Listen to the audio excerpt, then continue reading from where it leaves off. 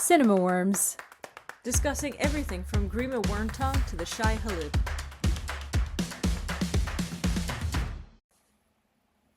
Hello! We are bringing some uncharacteristically glamorous looks today. We had makeup trials and hair trials for our wedding, which is completely appropriate for discussing Wuthering Heights. Wuthering Heights. Wuthering Heights. We're doing too much. We're too glamorous. We're too colorful. We're so over the top. We can't help ourselves. Yeah, I about 75% of the way through this film, I leaned across to you and said, genuinely, am I having a stroke? And I wasn't actually sure of the answer. So, that's a good way to start this. Yes. Okay. Absolutely. All right. Let's start. So, Wuthering Heights, the movie of the moment. This is the latest film from Emerald Fennell, who I believe also wrote and directed Saltburn. That was also the movie of the moment a couple years ago, and Promising Young Woman. I think we liked both of those films. I loved Promising Young Woman. It was one of my favorites. Yeah. And I really like Saltburn as well. I know all controversial. You didn't like Saltburn as much as me. Yeah. But it was... I thought it was great. None of them are boring. So before you even get into the intro, I want to say I will find out, I think it was a writer in reviewing it in The Guardian said that Emerald Fennell did to the original text of Wuthering Heights what Barry Keogh's character does to Jacob Elordi's grave in Saltburn. If you've seen Saltburn, you'll know that that's a really specific... She fucks it. He does fuck it. He fucks it, she fucks it. It's a little bit... She's twisted. So... it makes tender love to the soil of it, I guess, in a way. Either way. Okay. So this is an extremely loose adaptation of the famous 1847 novel by Emily Bronte, and it is starring Margot Robbie, Jacob Elordi, and then a lot of other excellent actors that I'll get into too. So, okay, we may be aware of the story of Wuthering Heights. You have this tormented love story between Catherine Earnshaw and Heathcliff. So Kathy, she's living in this like windswept Gothic estate that's sort of crumbling with her father, Mr. Earnshaw, who's an alcoholic. Funny one, though. Played by Martin Clunes in a character that he's normally kind of a comedic actor. He's playing a horrible character. He was really well done. He was fantastic. Yeah. All the actors were great in this film. And the film starts with these, characters, Catherine and Heathcliff as children. They meet. He is a sort of street ruffian who can barely speak, so she decides, and he's her, pet. He's been sort of pseudo-adopted, taken in as the ward of her father. Do we want to point out that the younger version of him was played by the kid from Adolescence, if you've seen that? Yes, Owen Cooper. Owen Cooper is absolutely fantastic. Again, consistently good. Yeah, so Owen Cooper playing young Heathcliff. And then I think a couple of the young actors debuted in this film. So Charlotte Millington playing Catherine Earnshaw, super blonde. So their love story sort of begins as children, right? They have this conflictual but very dramatic, enmeshed relationship. You don't have opinions. You haven't read it. Fast forward, Kathy is grown up and her dad's falling apart, money problems, gambling everything away. So she needs to marry for money. But Heathcliff is obsessed with her and she's obsessed with him. So what are they going to do? Well, she marries for money. And hence the dramas of much of the film commence. Heathcliff is tortured. He leaves, right, for 5 years after she is getting married and whatnot. He comes back rich and even more handsome. And he's shaved, the most important part. Took off his wig, and he is he is still obsessed with Catherine, wants to be with her, and if you know the story of Wuthering Heights, it's a tragic, dramatic love story. So, okay, Margot Robbie is playing teenage to slightly older Catherine. Jacob Elordi is playing Heathcliff. Owen Cooper, like we said, the young Heathcliff, excellent as well. Hung Chow was playing Nellie so Dean. Good in The Whale. Hung Chow was great. 2022, and she's been in loads of other stuff like Kinds of Kindness, The Night Agent. She's done really good stuff. Yeah. She's great. I've seen her in many things now. Hers is maybe the most nuanced she's role so here, good, and she is right? fantastic, absolutely fantastic. It's like this whole setup is absurd in a way. So the performances have to take it seriously. Like the Yes. performers have to take it seriously, and she really brings some authenticity to something that is very over the top. What else do I want to say in terms of we have Edgar Linton, who is the rich guy that Catherine marries, played by Shahzad Latif. You should really be wearing your glasses. I know, I'm like, your eyes is bad, as you always say. Shahzad Latif, I think he was great as Edgar, who's kind of the side character. How do you make him interesting? And then Isabella Linton, played by Alison Oliver, who you may have seen in, what was that? There was an adaptation of a Sally Rooney show. That's what I saw her in. Oh, was it Normal People? No, Not it's Normal not People. The Normal- one after the other that. one, It was yeah. Conversations with Friends. Yeah. With, So Joel one. She's interesting. Joel one. They could never make me hate you. Yeah, I thought. So let's. I can tell you more about how the film was made and whatnot, but I think, impressions. So I mean, Thoughts. let's go for some side characters first. So Latif, you're right in what you say. Like Edgar is a difficult one to portray because how do you kind of contrast him with the wild ruggedness of Heathcliff and the passion, with Edgar being like a kind of a normal, nice man. You have him being like a little bit sort of quiet, a little bit timid at times, but he's still he's still a man. He still has some possessiveness in him. He still like has a teeny little bit of dominance and jealousy, which doesn't come out until much later on. And then of course, basically he's a decent enough guy, but he ain't got it like Heathcliff does. Yeah. And he does have a limit though, and he is pushed to it during the course of this film. And then Alison Oliver playing Isabel Linton, she manages to get like a lot of the funniest lines and expressions. There's just like her comedic timing was really good. I really enjoyed that. You know my thoughts on the casting of the major roles here. I mean I love Hong Chau as Nellie Dean, but I think there's a bit of a problem in casting Robbie and Elodie. I do not see them as these characters, which made it a bit difficult. They're not really the right age. Tell me more. Margot Robbie is not the right age to be playing, but also I don't see Margot Robbie as a spoiled 19-year-old. I just don't see it. And I don't see Jacob Elordi as being Heathcliff either. It's just he's not wild enough. He's too pretty. He's too Hollywood. I don't see it, and I didn't see it. However, I knew that going in. I knew this was going to be, as Emerald Fennell has said, like it's Wuthering Heights. It does have quotation marks around it. So you go in knowing you will suspend your disbelief for a lot of this. I did think that it felt like watching a fever dream had by Tim Burton, who had fallen asleep watching Charlie XCX videos. That's kind of what it felt like. It was like well wild. Done. Thank you. That's what I came up with in the end. Was like Yes. during my am I having a stroke period.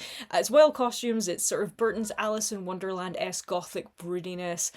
These color palettes and decorations. It's giving taxidermy. It's giving chess. It's giving the new home decor section of All Saints. I love this. It's a little bit savage, but it's true. I love this. Call me out if it's not true. Fight me in real life.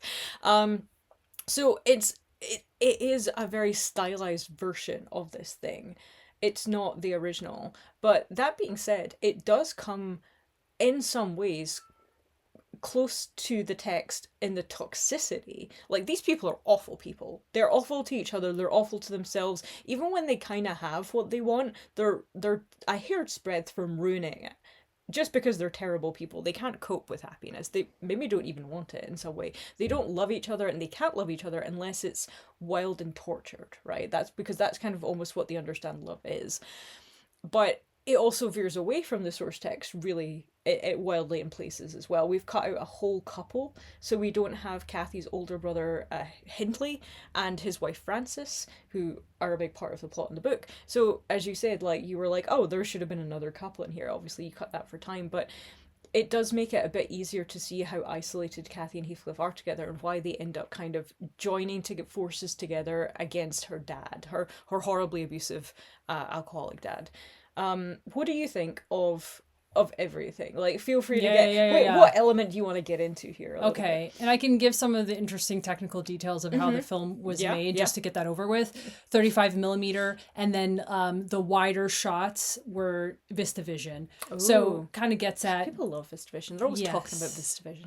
Yeah, and wasn't Sinners all VistaVision? I think like it might have- I 100%. think it So might have been, they yeah. didn't do that 100%, right? They were saying that they wanted that organic feel for the romance, but then for those wide shots, they wanted something a bit more precise.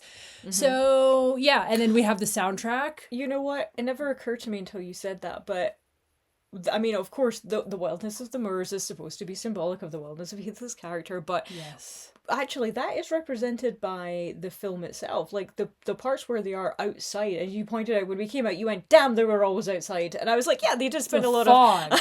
the cold, there the was- wind. Do you know the heights? hills. Do you know the heights? They were wuthering. There was some wuthering going on. There was always wind. There was always You fog. made that joke after too. I did as well. I gotta make it. I gotta make it again. If it's good. Yeah. But like the insides, the interior shots, they like, you know, not of like the Kathy's and Heathcliff's home, but like the Edgar Linton's home.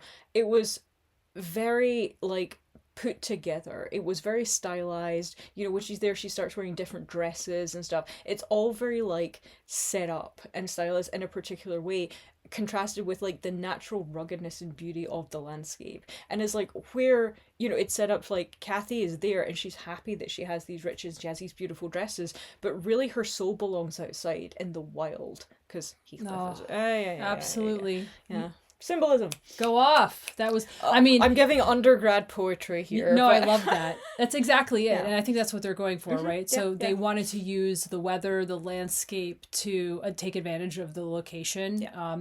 And they also had a lot of stages. So that's where you get that insane, like, blood red sunset or Yes. Yeah. sort of extremely dramatic lighting. It's because they're using stages and whatnot. And really it's exactly what you said in terms of it's conveying the toxicity, and they wanted an emotional truth more than a realistic story. So they're trying to convey the emotions on the screen plainly in color and in lighting. And yeah, it's very dramatic. And I didn't actually do too much research into the set design and into the costume design, but that's doing like half the lifting in the film. It's completely absurdly bonkers, detailed, over the top. The costumes are wild and shiny and completely unrealistic. They're diabolical. That's a good word. Yo, Yeah.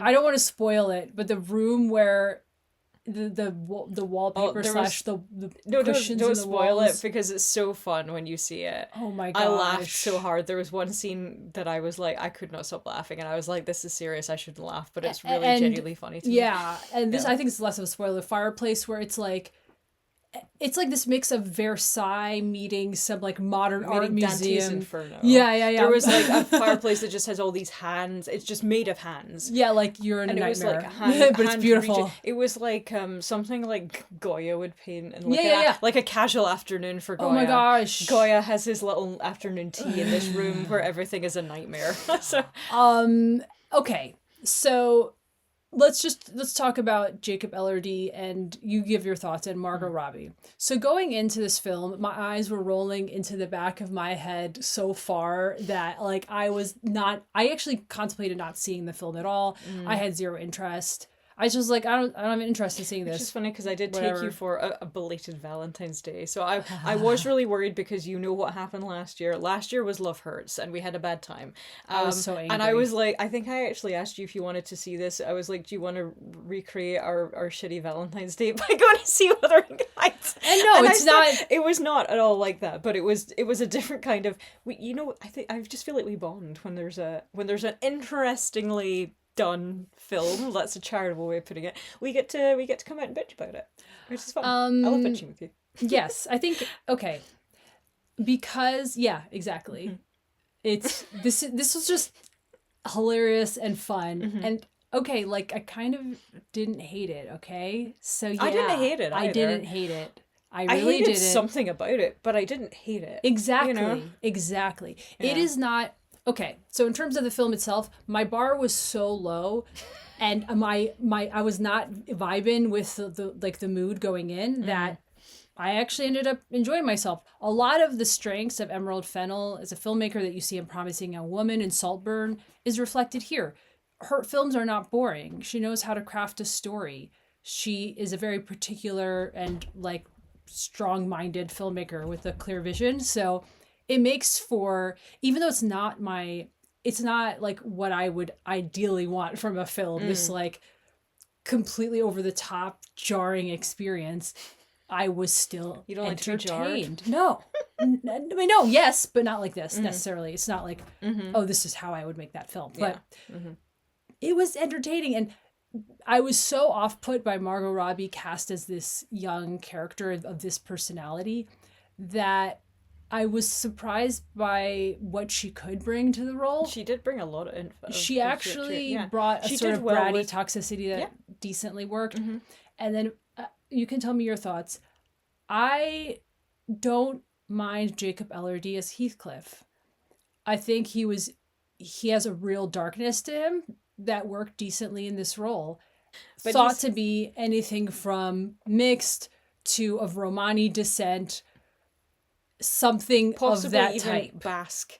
Basque. They're, And they're not he sure. is half Basque in real life. But yeah, So I just feel like to they could have me, leaned into it's that like a bit more. Sure, it's like that's probably kind of problematic, but Problematic. But it's such an important part of the character. It's so yeah, irritating. but like I don't Like- care enough about the integrity. Lol. Other characters of color in the other roles. So I think what happened was she didn't give a shit, I guess, and she just kind of cast who she felt like casting. I just feel like Yeah. Heathcliff should have been more visibly not white because it's a huge part of his character. It would have been better. It's classist and racist of the time that he was seen as wild. Like it's kind of a part of it. Yeah. And then you just have this like really tall white presenting dude who like he's very popular at the moment, and actually I think he's a really good actor. I will say that. Like I really liked his performance in pretty much everything I've seen him in, including On Swift Horses, which was a film that did not live up to its potential, but he was very good. I love how you're like that throwback. I don't even know what that is. You didn't see it, I saw Okay. it. I think a lot of people know him from Euphoria, and Oh, I still haven't seen he Euphoria. plays. Okay, I much prefer this Is he the- interesting is sort he of the dark character to Adam Driver of Girls to Euphoria. I want to say that's correct, but his character is basically a psychopath. Oh, So I it's a kinda little wanna see boring it, to okay. me. Like, 'Cause he's I've not just a seen him- psychopath. I've not seen him do like psycho roles. Even this, I was like, I wish he'd gone further with it. I really wanted.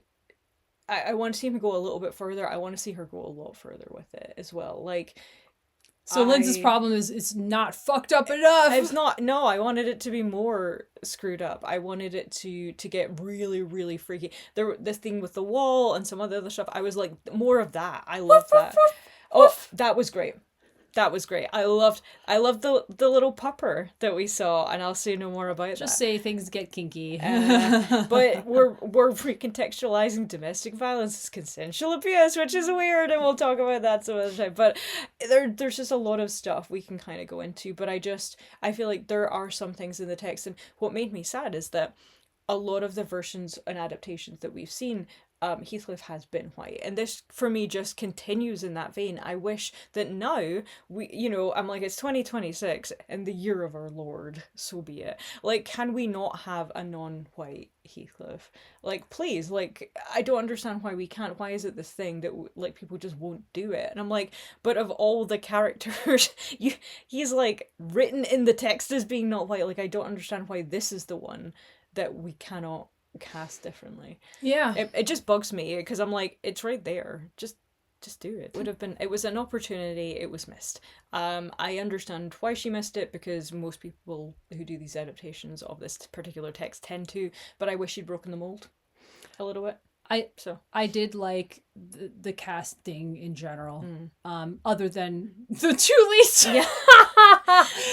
Yeah. I have to say it's my favorite thing I've seen Jacob Elordi in. And we haven't seen Frankenstein yet. We're Oh, really yeah, behind. yeah, yeah, We're gonna see very- it. yeah, we got He it. got Oscar nommed for that. I think so. it's actually going to be showing at the cinema again, which means that we might actually go full circle and wait till it's back in the cinema and then actually see it. So, yeah. So, okay. I don't think the film deserves the hate it's getting. It's really not It is that getting deep, some love as well. in my opinion. I think if it's your thing and you're getting it, then yeah, a lot of people didn't get Saltburn either. Which is fine. I really liked it. I really liked Saltburn. Yeah. It's like she sets out to do certain things as a filmmaker. She sets out to be sexy and subversive and stylized but wild. And a lot of the time she does hit those targets, whether or not you like the targets in the first place or you Yes. like the trajectory the arrow took to get there, but she does often hit them. So fair play to her for doing it. And yeah, exactly. I agree with you. You're really like nailing it today. Oh, thanks. I've had 2 coffees and a tea. Yeah. So I agree. It's not necessarily the thing I desire out of film, but it wasn't boring, except maybe some parts of the last half were boring. Or last fourth. Yeah. Where, and we haven't seen too many films so far this year, where is it kind of falling for you? Do you think it's going to be maybe in your top 10 this Not year? at all. No. Not Okay. at Oh all. wow, that was a really obvious. No. I was think really- I was entertained. It's not going to be my favorite films. Yeah. No. Okay. But not boring. All right. So if yeah. Wuthering Heights is playing at a cinema near you, maybe don't take a date to it, but definitely go and see it. It is worth seeing just for the vague feeling that you might in fact be having a stroke somewhere. Yeah, and you somewhere can in your evolved. brain, synapses are firing, neurons are dying. Don't you want to be part of the drama and like have an opinion? Weighed in on social media. Let us know what you think. And in our comments.